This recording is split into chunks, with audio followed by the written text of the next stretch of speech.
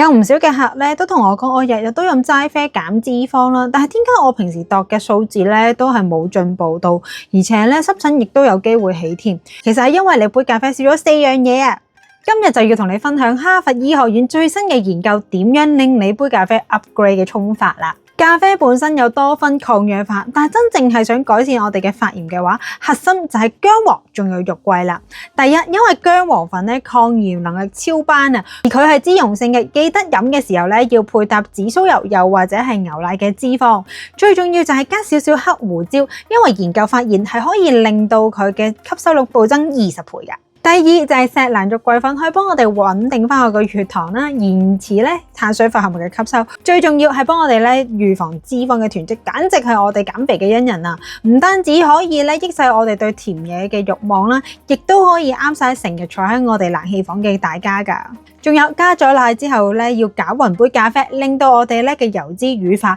吸收率咧亦都會事半功倍嘅喎。如果你都想知道咧168斷食嘅情況之下，我哋點樣沖我哋杯咖啡，立即 follow 我，下一集就會教你防彈抗炎嘅升級版。